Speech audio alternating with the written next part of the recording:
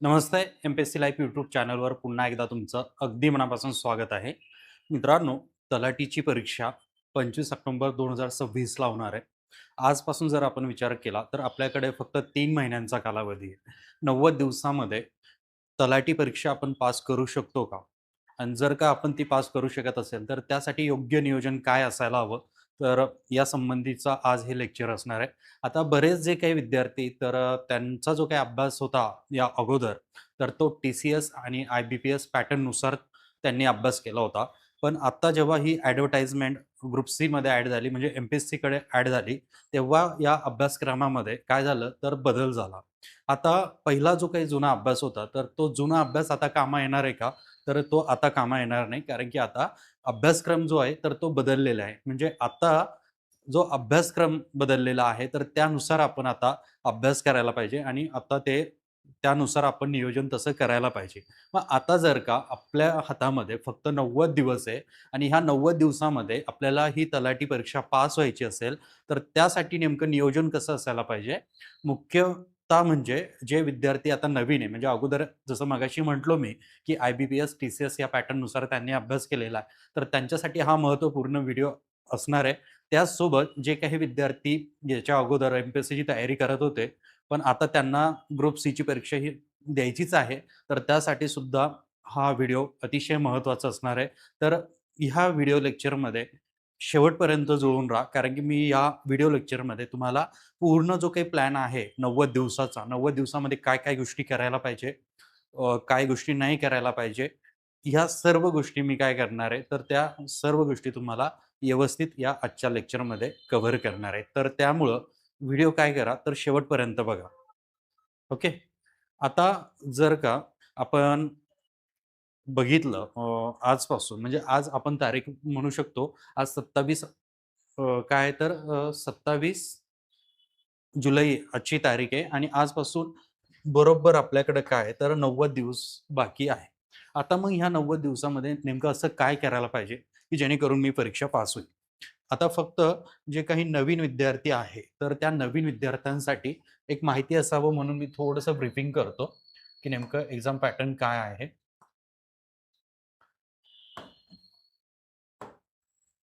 आता जे काही नवीन विद्यार्थी आहे, तर आपला जो काही पेपर आहे, तर तो 100 मार्कांचा पेपर आपल्याला माहिती असेल. म्हणजे ज्यामध्ये हे 100 क्वेश्चन आणि 100 मार्क त्यासाठी असतात. आता पहिला जो काही पेपर व्हायचा, तर तो टी-सी-एस, आय-बी-पी-एस कडनं कंडक्ट केला जायचा. तर त्यासाठी निगेटिव्ह मार्किंग सिस्टम नव्हती. पण आत्ता जो काही पेपर होणार आहे, तर त्याच्यासाठी निगेटिव्ह मार्किंग सिस्टम आहे. 1/4 निगेटिव्ह मार्किंग सिस्टम आत्ताच्या पेपरला आपल्याला बघायला भेटते. मग आता हे जे काही 100 प्रश्न आहे, 100 मार्कांचा हा पेपर आहे. तर यामध्ये सुरुवातीला समजून घ्या, की विषय किती आहे आणि प्रत्येक विषयाचे किती प्रश्न येतात. जसं आपण हिस्ट्रीचा विचार केला, तर आपल्याला 10 प्रश्न हिस्ट्रीचे या अभ्यासक्रमामध्ये दिलेले आहे. दुसरं म्हणजे जिओग्राफी. जिओग्राफी. तिसरं याच्यामध्ये आहे पॉलिटी. इथं जिओग्राफीचे 10 प्रश्न, इथं पॉलिटीचे 15 प्रश्न. त्यासोबत इथं इकॉनॉमी. इकॉनॉमी जो आहे, तर तो 15 प्रश्न. इथं आपण सायन्स, सायन्स आहे 15 प्रश्न. त्याचसोबत इथं आपण करंट अफेअर जर पाहिलं, तर 15 प्रश्न आणि 7वा जो विषय आहे, ज्याला आपण मॅथ रिझनिंग म्हणतो.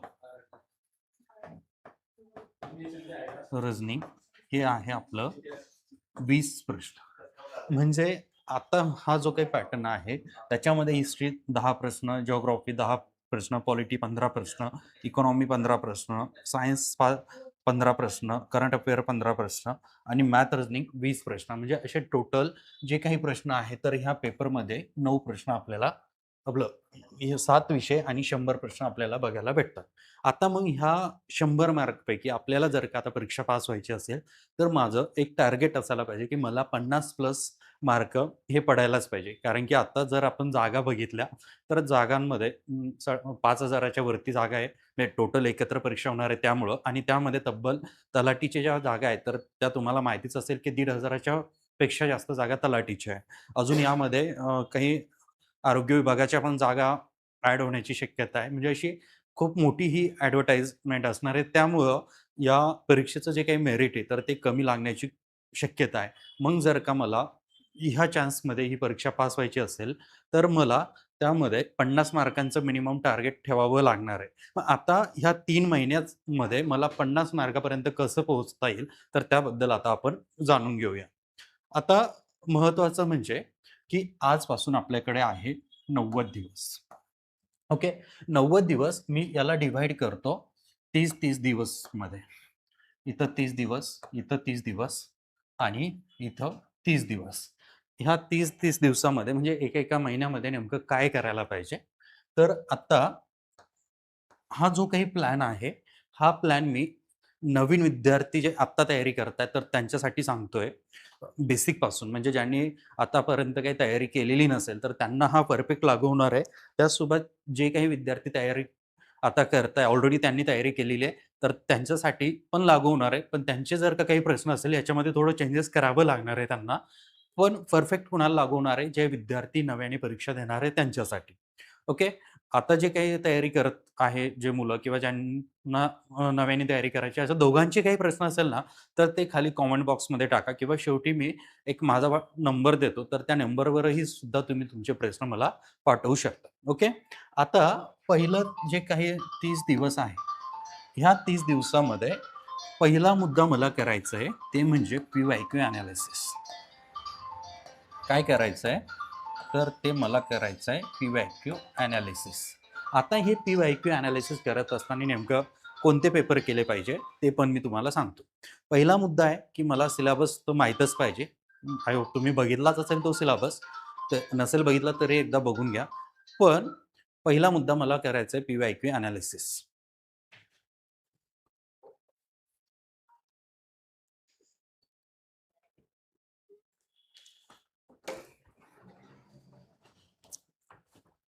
काय करायचंय तर पी-वाय-क्यू एनालिसिस करायचं आहे. आता हे पी-वाय-क्यू एनालिसिस केल्याने काय होणार आहे, की मला आता 25 ऑक्टोबरच्या तलाठी परीक्षेसाठी नेमकं काय वाचायचं, काय वाचायचं नाही हे कळणार आहे.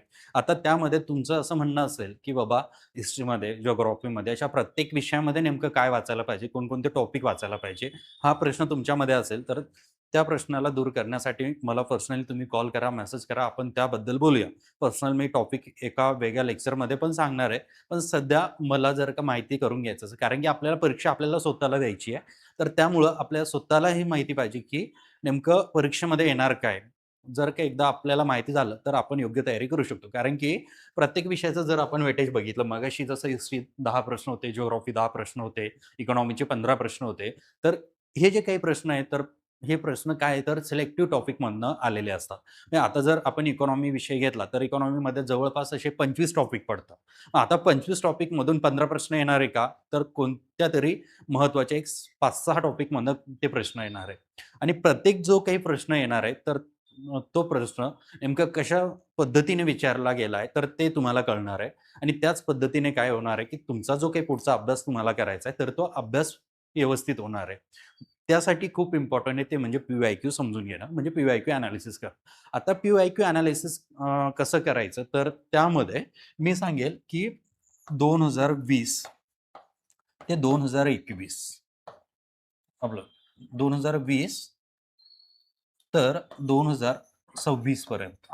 2020, 21, 22, 23, 24, 25 आणि 26 हे जे काही वर्ष आहे, तर ह्या वर्षाचे जे काही कंबाईन ग्रुप बी आणि ग्रुप सीच्या ज्या प्रश्नपत्रिका आहे, तर त्या प्रश्नपत्रिकांचं आपल्याला काय करायचं आहे, तर एनालिसिस करायचं आहे. आता यामध्ये जवळपास काहीतरी 12-13 पेपर आपले कव्हर होतात 2020 पासून तर 2026 पर्यंत. तर हे 12-13 पेपर आपल्याला काय करायचे, तर व्यवस्थित ॲनालिसिस करायचे. आता हे पेपर कुठं मिळेल वगैरे हे जर का तुम्हाला पाहिजे असेल पेपर, तर आपलं टेलिग्राम चॅनल आहे. त्याची लिंक खाली कमेंट बॉक्समध्ये दिलेली आहे किंवा डिस्क्रिप्शन बॉक्समध्ये दिलेली आहे. तिथं जाऊन टेलिग्राम चॅनलवरती मी एक ड्राईव्ह अपलोड केला आहे. तिथं जाऊन तुम्हाला तुमचे जे प्रश्नपत्रिका तर ते तुम्ही घेऊ शकता. मग आता ह्या प्रश्नपत्रिका डाउनलोड केल्यावर मला काय करायचं, की त्याचं ॲनालिसिस करायचं आहे. आता हे ॲनालिसिस कधीपर्यंत करायचं आहे, तर मी सांगतो व्यवस्थित ॲनालिसिस करायचं आहे आपल्याला सर्व विषयाचं. तर हे ॲनालिसिस करण्यासाठी जवळपास मी म्हणेल 25 दिवस आपण याला दिले तरी चालणार आहे. आता तुम्ही म्हणत असाल, की जर का एक जवळपास 1 महिनाच जर आपण प्रश्नपत्रिकेला दिला, तर आपल्याकडे 2च महिने राहतात. मग 2 महिन्यामध्ये तयारी होईल कसं? तर ते पण मी सांगणार आहे, की होते. म्हणजे असं वाटतं बऱ्याच वेळेस वाटतं, की पुस्तकं वाचणं होणार नाही. 2च महिने राहिले. तर 2 महिन्यात सुद्धा व्यवस्थित पुस्तकं वाचणं होतात.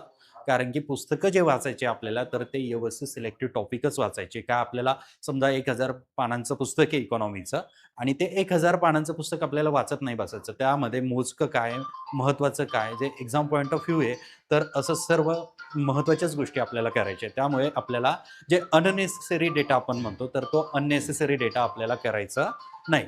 तर व्यवस्थित हे होतं ते मी सांगतो. आता याच्यामध्ये आपली एक बॅच पण आहे.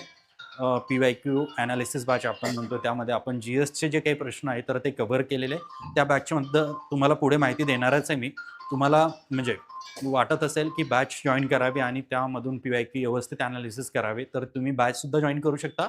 चॉईस तुमची. तुम्हाला बॅच जॉइन करायची किंवा नाही करायची ही चॉईस तुमची आहे. पण मी सांगतो, की पहिलं जे आहे जवळपास 25 दिवस तुम्ही पी-वाय-क्यू व्यवस्थित केले तरी म्हणजे व्यवस्थित एनालिसिस केले तेवढे तरी चालणार आहे.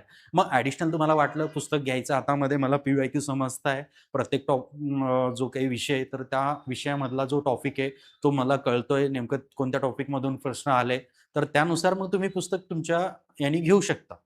आता त्याच्यामध्ये तुमचा हाही प्रश्न असेल, की नेमकं पुस्तक कोणते वाचायचे? तर त्याबद्दल पण तुम्ही कॉन्टॅक्ट करू शकता WhatsAppला. तिथं मी तुम्हाला पर्सनली गाईड करेल. माझा उद्देश काय आहे ना, की ह्या 3 महिन्यामध्ये तुम्ही पास झाला पाहिजे. म्हणून मी हे लेक्चर घेतोय. म्हणजे इथून पुढं हे नाही होणार, की मी फक्त तुमचं हे लेक्चर घेतलं आणि पुढं सांगून दिलं, की तुम्ही असं-असं करायचं. तर तुम्हाला ह्या 3 महिन्यामध्ये तुम्हाला जेही काही गाईडन्स लागणार आहे, तर ते संपूर्ण गाईडन्स मी तुम्हाला करणार आहे. तुम्हाला कधी काही प्रश्न असेल, तर माझ्यासोबत कनेक्ट राहा. आपण सोबत तयारी करूया. ओके.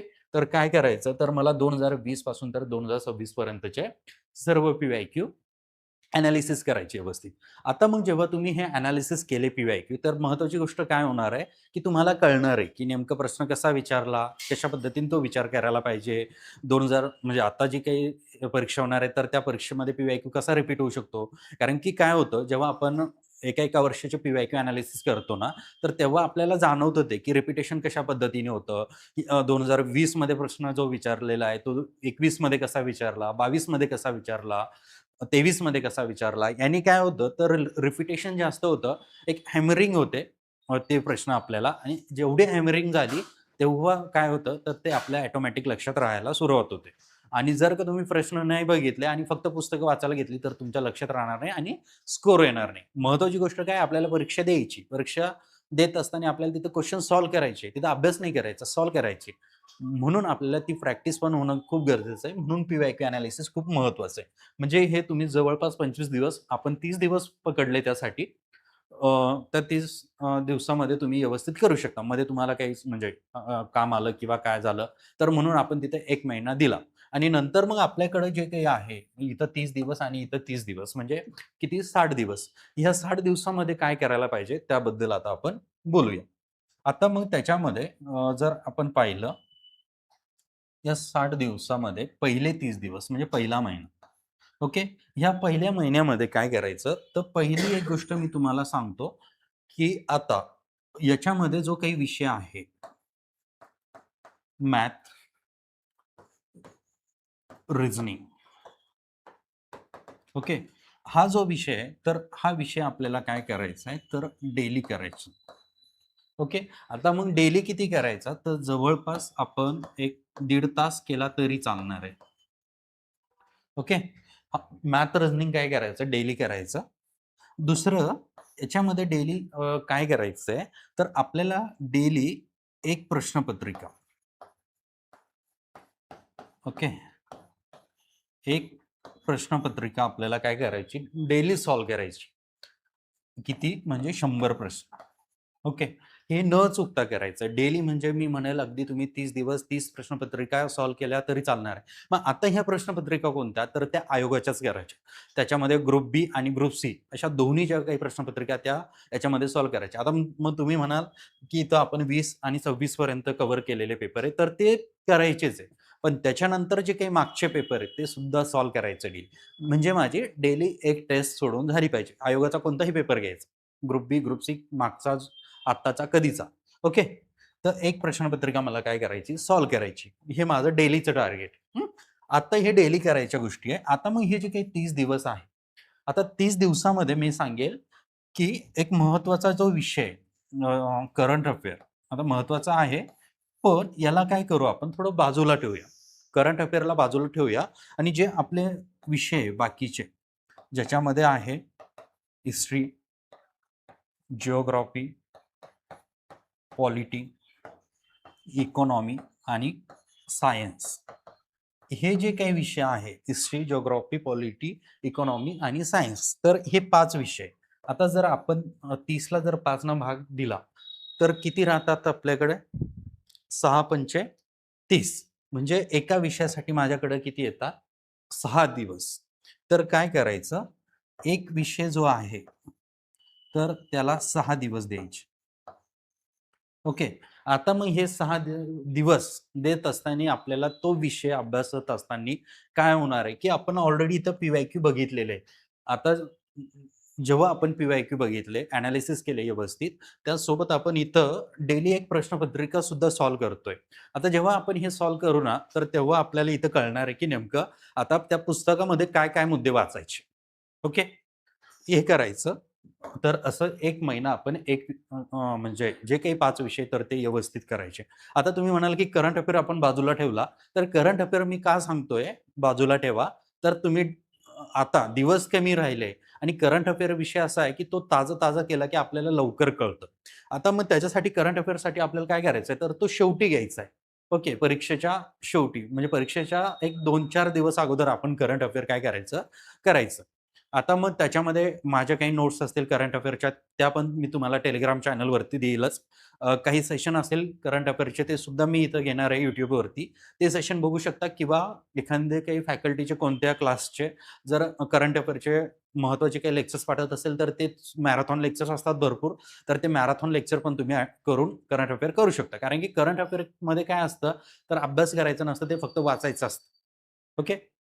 तर त्यामुळे ते आपण शेवटी करू आणि शेवटी केल्याने काय होणार आहे, तर ते ताज्यात ताजं मला आठवणार आहे आणि ते मी पेपरमध्ये व्यवस्थित ते प्रश्न सोडवू शकतो. करंटचे प्रश्न असे असतात, आले तर सर्वांनाच येतात, नाही आले तर ते येतच नाही कोणाला. ओके. तर त्यामुळे करंट आपण थोडं बाजूला ठेवलं, पण history, geography, polity, economy, science हे एका विषयाला 6 दिवस देऊन मी ते किती केले, तर ते 1 महिना मी व्यवस्थित अभ्यास केला. म्हणजे मी इथं काय केलं रे, तर एक रीडिंग इथं काय केली, तर ती कंप्लीट केली या विषयाची. ओके. म्हणजे बघा, पहिल्या महिन्यामध्ये जे 30 दिवस आहे, ह्या 30 दिवसामध्ये मी काय केलं, पी-वाय-क्यू एनालिसिस केलं व्यवस्थित. सेकंड महिन्यामध्ये मी काय केलं, तर रोज मॅथ रिझनिंगची तयारी केली. अजून काय केलं, तर प्रश्नपत्रिका मी रोज सोडवल्या, एक प्रश्नपत्रिका. आता जेव्हा ही प्रश्नपत्रिका सोडवाल ना तुम्ही, तर ती वेळ लावून सोडवा. ओके. वेळ लावून म्हणजे जो पेपर आहे, तर तो पेपर कधी होतो आपला, तर तो पेपर होतो 11 वाजता सकाळी. तर 11 ते 12 ह्या वेळेत ही प्रश्नपत्रिका सोडवा. त्याचसोबत हिस्ट्री हे जे काही विषय हिस्ट्री, जिओग्राफी, पॉलिटी, सायन्स हे विषय जे आहेत, तर ते प्रत्येक जो विषय आहे, तर तो 6 दिवस करायचा. आता मग त्याच्यामध्ये तुम्ही तुमच्यानुसार चेंजेस पण करू शकता. चेंजेस काय करू शकता, की असं वाटलं, की एका विषयामध्ये बोर होतं, तर तुम्ही 2 स्लॉट काढून 2-2 विषय सुद्धा कव्हर करू शकता. हे तुमची चॉईस आहे. आता मग त्याच्यामध्ये पहिला कोणता विषय घ्यायचा? तर मी सांगेल, की पहिला तो विषय घ्या, की जो विषय तुम्हाला आवडतो. ओके. ज्या विषयाबद्दल तुम्हाला थोडंफार माहिती, तर त्या विषयाने काय करा, सुरुवात करा. ओके. इथपर्यंत क्लिअर आहे? तर आता मग आपल्याकडे राहतो 1 महिना म्हणजे 30 दिवस. या 30 दिवसामध्ये काय करायचं? अ, तर ह्या ज्या काही गोष्टी, ज्याच्यामध्ये मी डेली गोष्टी बोललो ना, डेली गोष्टी आपल्याला काय करायचं आहे, मॅथ रिझनिंग हे कंटिन्यू ठेवायचंच आहे. मॅथ आणि रिझनिंग. ओके, मॅथ आणि रिझनिंग आपल्याला काय करायचं, कंटिन्यू ठेवायचंच आहे. पण अजून हे जे काही प्रश्नपत्रिका आहे, तर इथं सुद्धा आपल्याला काय करायचंय, प्रश्नपत्रिका ज्या आहे तर त्या सॉल्व्ह करायच्याच आहे. ओके, इथं प्रश्नपत्रिका सॉल्व्ह करायच्या, इथं पण प्रश्नपत्रिका सॉल्व्ह करायची. आता जर आपण विचार केला स्टँडर्ड 2020-26 पासून, तर जवळपास त्या इकडं 13 म्हणजे 26 होतात. त्याच्या मागे जर आपण गेलो 19, 18, 17, तर त्या पण ऍड होतात. म्हणजे जवळपास माझ्या किती प्रश्नपत्रिका होता, काही म्हणलं तरी माझ्या 40 प्रश्नपत्रिका PYQच्या सोडून होता. ओके, आता ह्या प्रश्नपत्रिका सोडवायच्या. काही आपण पहिल्या 30 दिवसात सोडवल्या आणि काही पुढच्या 30 दिवसात सोडवल्या. ओके, त्यांनी काय होणार आहे, तर माझे जास्तीत जास्त PYQ अजून कव्हर होणार आहे. मला स्कोर किती येतोय ते कळणार आहे आणि त्या स्कोरवरून मला ठरणार आहे की पुढची दिशा, की आता नेमका अभ्यास अजून काय करायला पाहिजे, मी कुठं कमी पडतो. तर त्यासाठी डेली ही गोष्ट करायचीच आहे. अजून याच्यामध्ये डेली काय करायचं, की एक आपली टेस्ट सिरीज असते. MPSC लाईफची एक टेस्ट सिरीज आपण लॉन्च करतोय. ती लॉन्च करणार आहे आपण. 1 महिना राहिला एक्झाम, की आपण ती लॉन्च करतोय. त्याच्यामध्ये टोटल 11 टेस्ट आपण देतोय. त्या 11 टेस्ट ज्या असेल, तर तो आयोगाचा जो पॅटर्न आहे, तर त्या आयोगाच्या पॅटर्नला फॉलो करून आपण बनवलेले. त्या टेस्ट सीरीज ज्या काही बनवल्या जाणार आहे, तर त्या टेस्ट सीरीजमध्ये जे काही विद्यार्थी आहे, ज्यांनी मेन्स दिली आहे, सध्या शिकवताय, तर अशा विद्यार्थ्यांकडून, म्हणजे अशा फॅकल्टीकडूनच त्या काय केलं जाणार आहे, तर त्या प्रश्नपत्रिका बनवल्या जाणार आहे. म्हणजे ज्यांनी ऑलरेडी काय दिलंय, तर मेन्स देऊन आलेले, म्हणजे प्रिलिम्स दिल्या, मेन्स दिल्या, तर त्यांच्याकडनं त्या टेस्ट आपण बनवणार आहे. त्याच्यामध्ये मी सुद्धा असेल. तर ती एक टेस्ट सीरीज असेल, तर ती टेस्ट सीरीज तुम्ही घेऊ शकता. त्या टेस्ट तुम्ही सोडवू शकता. ह्या गोष्टी आपल्याला काय करायचं, आता ही जेव्हा तुम्ही टेस्ट सीरीज लावणार आहे, तर ती प्रत्येक 5 दिवसाला टेस्ट असेल. एक 3 किंवा 5 दिवसाला असेल, तर ती टेस्ट सीरीज तुम्ही देऊ शकता. आणि मग याच्यामध्ये जे काही 30 दिवस आहे, तर ह्या 30 दिवसाला मी इथंच लिहितो. तर 2 भागामध्ये विभागायचं. एक 15 दिवस आणि एक 15 दिवस. ओके. आता मग इथं काय करायचं, जे विषय आपण history, geography, polity, economy, science हे जे काही विषय केले होते, तर त्या विषय करत असताना आता इथं आपल्याला 15 दिवस दिसताय. तर 15 दिवसाचा एक शिफ्ट करू आपण आणि इकडे 15 दिवसाचे एक शिफ्ट करू. आता हे किती 5 विषय, history, geography, polity, economy, science. तर हे 5 विषय पहिले इथं 3 दिवस घ्यायचे. या 3 दिवसामध्ये काय करायचं, एक विषय कंप्लीट करायचा. म्हणजे एका विषयाला 3 दिवस येतात. तर ते काय करायचं, तर इथं एक विषय 3 दिवस द्यायचे. म्हणजे इथं काय होतंय, आपली सेकंड रीडिंग जी आहे, तर ती सेकंड रीडिंग इथं काय होणार आहे, तर ती कंप्लीट होणार आहे. आता जे काही हे 15 दिवस आहे, तिथं आपण करणार आहे तिसरी रीडिंग. काय करणार आहे, तर तिसरी रीडिंग करणार आहे. पुन्हा काय करायचं, हे तर गोष्टी आपल्याला कंटिन्यू करायचंच आहे. पण याच्यामध्ये काय करायचं, एका विषयाला मला किती द्यायचे, 2 दिवस रिव्हिजनसाठी. ओके, एका विषयासाठी किती द्यायचे, 2 दिवस द्यायचे. आता जेव्हा हे 2 दिवस तुम्ही द्याल, तर एक विषय व्यवस्थित रिवाईज होतो. म्हणजे तिसऱ्यांदा तुम्ही काय केलं, तर त्या विषयाची रिव्हिजन केली. आता मग जे काही 5 दिवस राहतात, तर ह्या 5 दिवसामध्ये काय करायचं, 1 ते 2 दिवसामध्ये तुमचं काय करायचं, तर करंट अफेअर वाचून काढायचं, किंवा आपल्या YouTube चॅनलवरती जे काही लेक्चर येणार आहे करंट अफेअरचं अपलोड होणार आहे किंवा लाईव्ह असेल, तर ते लेक्चर या दिवसामध्ये करायचे. 2 दिवस मी परीक्षेचा दिवस त्याच्यामधून सोडून दिला आहे. म्हणजे 4 दिवस राहतात. तर त्या 4 दिवसामध्ये कधी पण करंट अफेअर तुम्ही करून घ्यायचं. ओके. म्हणजे काय, तर पहिलं जी काही शिफ्ट आहे, त्या शिफ्टमध्ये पहिल्या एका महिन्यामध्ये मी सर्व जो काही फोकस आहे, तर तो PYQ वरती दिला. दुसऱ्या महिन्यामध्ये मी अभ्यास दिला, PYQ दिलं. त्यासोबत मॅथ, रिझनिंग आणि आपलं काय म्हणतो त्याला, प्रश्नपत्रिका, हे सर्व केलं. तिसऱ्या महिन्यामध्ये मी इथं एक जी दुसरी रीडिंग मला करायची होती ती केली. इथं तिसरी रीडिंग केली आणि सोबत मी टेस्ट पण दिल्या आहे. त्यासोबत मी करंट अफेअर्स सुद्धा कव्हर केलाय. म्हणजे असा जर का प्लॅन तुम्ही केला, तर जी काही तलाठी परीक्षा आहे 25 ऑक्टोबरची, तर ती तुम्ही व्यवस्थितपणे काय करू शकता, तर ती पास करू शकता. आलं लक्षात? तर हा प्लॅन तुम्ही फॉलो करू शकता. व्यवस्थित प्लॅन आहे, म्हणजे असं आपल्याला वाटतं, की बाबा माझ्याकडे 3च महिने बाकी आहे आणि ह्या 3 महिन्यामध्ये एवढा अभ्यास कसा होणार आहे? पण तो होणार आहे, जर का आपण त्याला व्यवस्थित शॉर्टलिस्ट केलं, व्यवस्थित त्याला सिलेक्ट टॉपिक केले, तर तो अभ्यास होणार आहे. कारण की आपल्याला परीक्षेमध्ये फक्त 100 प्रश्न विचारले जाणार आहे आणि हे 100 प्रश्न खूप असं होणार आहे की 100 टॉपिकमधून असं. ओके. खूप म्हणजे एवढे तर नसतातच. तर व्यवस्थित प्लॅन केला म्हणजे आपल्याला जो काही अभ्यास करायचा आहे, तर तो अभ्यास कसा करायचा आहे रे? तर तो अभ्यास आपल्याला करायचा आहे exam point of view. Exam point of view. मी नेहमी म्हणतो, की जो अभ्यास आपल्याला करायचा आहे, तर तो एक्झाम पॉइंट ऑफ व्ह्यू करायचा आहे. म्हणजे आयोगाला काय लागतं, तर ते आपण करायचं आहे. म्हणजे आयोगाची डिमांड वेगळी आणि तुम्ही करता वेगळं. म्हणजे बऱ्याच पोरांचा तोच घोळ होतो. आयोगाला एक्स्पेक्टेशन वेगळं असतं आणि आपण जातो वेगळ्या दिशेने. तर ते करायचं नाही. जर व्यवस्थित हा प्लॅन आपण फॉलो केला, तर आपण व्यवस्थित हा अभ्यास करून व्यवस्थित ही परीक्षा काय तर पास होऊ शकतो. महत्त्वाचं म्हणजे एवढ्या ज्या जागा आल्यात ना तलाठीच्या, तर पुढे शक्यता नाही एवढ्या जागा येतील म्हणून. तर सर्वात मोठी भरती आहे आणि ह्या भरतीमध्ये तुमच्याकडं चान्स आहे हा, की ह्या चान्समध्ये तुम्हाला पास व्हायचं की नापास व्हायचं. पास व्हायचं असेल, तर तुम्ही व्यवस्थित एक्झाम पॉइंट ऑफ व्ह्यू अभ्यास करा. पी-वाय-क्यू व्यवस्थित करा. एक महत्त्वाचं म्हणजे आता नवीन जे विद्यार्थी असतील, तर त्या विद्यार्थ्यांना कदाचित वाटत असेल, की बाबा पी-वाय-क्यू एनालिसिस कसे करायचे? तर त्यांच्यासाठी एक विशेष बॅच पण आपण लॉन्च करतोय उद्यापासून, तलाठी बॅच. पी-वाय-क्यू मास्टर बॅच असणार आहे. याच्यामध्ये जे काही 50 मार्क आहे महत्त्वाचे जी-एसचे विषय, त्याच्यामध्ये हिस्ट्री, जिओग्राफी, पॉलिटी, इकॉनॉमी. तर ह्या जी-एसच्या 50 मार्कांची तयारी आपण ह्या बॅचमधून करणार आहे. आता मग ह्या बॅचमध्ये जे आहे तर ते आपण पी-वाय-क्यू एनालिसिस व्यवस्थित करणार आहे. कारण की याच्यामध्ये पी-वाय-क्यूचे सखोल एनालिसिस करणार आहे, पॅटर्न समजून घेणार आहे, कॉन्सेप्ट प्लस क्वेश्चन सॉल्व्हिंग दोन्हीवर समान भर असणार आहे. महत्त्वाच्या टॉपिक्सची नोट्स पण तुम्हाला देणार आहे. जिथं महत्त्वाचं वाटतं तिथं नोट्स मी या बॅचमधून देणार आहे. त्याचसोबत बॅच नंतर तुम्हाला फ्री मेंटॉरशिप असेल. मग आता ही बॅच जी आहे तर ती आपण 21 दिवसांची ठेवतोय. इथं दिसत असेल तुम्हाला 21 दिवसांची बॅच आहे. आता ह्या 21 दिवसांच्या बॅचमध्ये आपण जे काही हे 4 महत्त्वाचे जी-एसचे विषय, हे 4 महत्त्वाचे विषय आपण तिथं कव्हर करणार आहे. आता मग याच्यामध्ये जो काही मुद्दा बोललो, की फ्री मेंटॉरशिप. त्या 21 दिवसानंतर जो काही तुम्ही अभ्यास करणार आहे पुढचे 2 महिने आपण त्याला म्हणूया. तर त्या 2 महिन्यामध्ये पण तुम्हाला जे काही गाईडन्स लागणार आहे, तर ते गाईडन्स मी देणार आहे.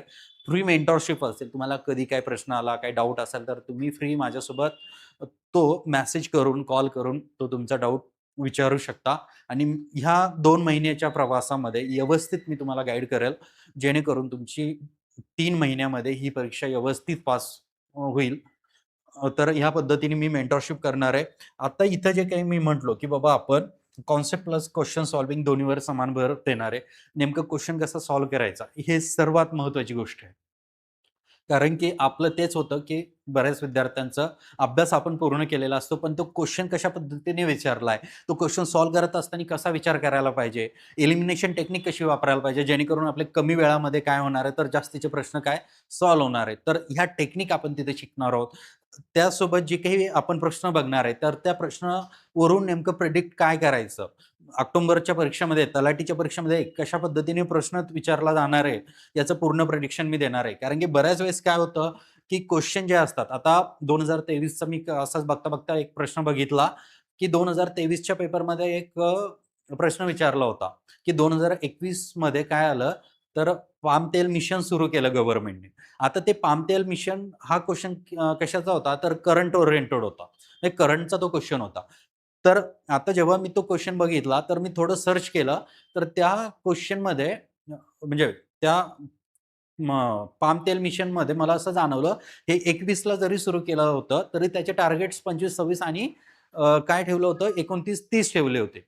म्हणजे 2025-26 पर्यंत काय करायचं होतं, तर 10 हेक्टर क्षेत्रावर काय करायची, ती पामची लागवड करायची होती. हे एक टार्गेट ठेवलं होतं. मग आता परीक्षा जर का 2025-26 मध्ये होतीये, तर महत्त्वाचा तो क्वेश्चन रिपीट होऊ शकतो की नाही? जरी तो करंट अफेअरचा आहे. तर तसे काही प्रश्न असतात. काही प्रश्न असे असतात, की जुनी एखादी पंचवार्षिक योजना असेल आणि आत्ताची जुनी पंचवार्षिक योजना असेल आणि आत्ताची एखादी योजना असेल, या दोघांना एकत्र केलं जातं. तर असे अनेक प्रश्न असतात, की त्यांचा अभ्यास करून आपल्याला पुढचे जे काही प्रश्न आहे, परीक्षामध्ये, तर ते कशा पद्धतीने येऊ शकतात, कशा पद्धतीने तो क्वेश्चन डिझाइन होऊ शकतो, याचं प्रिडिक्शन आपल्याला कशा थ्रू करता येतं. व्यवस्थित जर आपण पी-वाय-क्यू एनालिसिस केलं, तर आपल्याला ते करता येतं. आणि ह्याच गोष्टी जर का तुम्हाला व्यवस्थित स्ट्राँग करायचं असेल, तुमचा पाया व्यवस्थित स्ट्राँग करायचा असेल, तर ही जी काही बॅच आहे आपली पी-वाय-क्यू मास्टर बॅच, ह्या बॅचमध्ये तुम्हाला कॉन्फिडन्स पण येणार आहे, तुमचा अभ्यास पण होणार आहे. आणि आपण जे काही शिकणार आहे ह्या बॅचमध्ये सर्व एक्झाम पॉइंट ऑफ व्ह्यू शिकणार आहे. आपण आपले मनाचे प्रश्न घेणार नाही तिथं, आपण जे प्रश्न घेणार ते आयोगाचे घेणार आहे. त्यामुळं ही बॅच अतिशय महत्त्वाची आहे. ह्या बॅचची जी फीस आहे तर ती 1000 आहे. पण जर का तुम्ही आज उद्या ही बॅच पर्चेस केली, तर याची ऑफर पण सुरू आहे. सध्या 299 मध्ये ही बॅच तुम्ही काय करू शकता, पर्चेस करू शकता. लेक्चर्स जे आहे तर ते लाईव्ह प्लस तुम्हाला रेकॉर्डेड पण दिले जाणार आहे. या बॅचचा कालावधी इथं तुम्हाला दिसत असेल 21 दिवसांचा आहे. उद्यापासून ही बॅच सुरू होते. तुम्हाला ॲडमिशन ह्या बॅचला घ्यायचं असेल, तर हा इथं WhatsApp नंबर दिलेला आहे. या WhatsApp नंबरवरती जाऊन तुम्ही काय करू शकता, तुमचं ॲडमिशन कन्फर्म करू शकता. त्याचसोबत आता आपण हे जे काही बघितलं, याच्याबद्दल काही प्रश्न असेल, ह्या लेक्चरमध्ये काही गोष्ट तुम्हाला कळाली नसेल, तर मला मेसेज करा किंवा बॅच जी आहे आपली सुरू झाल्यानंतर तुम्हाला कधी काही गरज पडली गाईडन्सची, तर हा नंबर मी इथं तुम्हाला देतोय. 9561646513 या नंबरवर तुम्ही मेसेज करू शकता आणि तुमचा प्रश्न विचारू शकता. त्याचसोबत आपलं जे आहे आपले सोशल मीडिया प्लॅटफॉर्म, त्याच्यामध्ये Telegram असेल, YouTube असेल, Instagram असेल, Facebook पेज असेल, या सर्व सोशल मीडिया प्लॅटफॉर्मवरती आपण आहोत. तिथं तुम्हाला जो काही महत्त्वाचा कंटेंट आहे एक्झाम ओरिएंटेड, तर तो महत्त्वाचा कंटेंट इथं टाकला जात असतो. तर अपडेट राहण्यासाठी तुम्ही आमचे जे काही सोशल मीडिया प्लॅटफॉर्म आहे एम-पी-एस-सी लॅबचे, ते जॉइन करू शकता. जेणेकरून आपण काय करू, तर एकत्र अभ्यास करू, एकत्र आपली स्वप्न जी आहे तर ती पूर्ण करू. ओके. तर इथं थांबूया. तुम्हाला हे लेक्चर कसं वाटलं, तर त्याबद्दल नक्की कमेंट बॉक्समध्ये टाका. लेक्चर आवडलं असेल तर लाईक करा आणि जे काही तुमचे मित्र असतील ज्यांना तयारी सुरू करायची आहे, तर त्यांच्यासाठी महत्त्वाचं म्हणजे हे लेक्चर शेअर करा, जेणेकरून त्यांना सुद्धा त्यांचा प्लॅन व्यवस्थित बनवता येईल. धन्यवाद.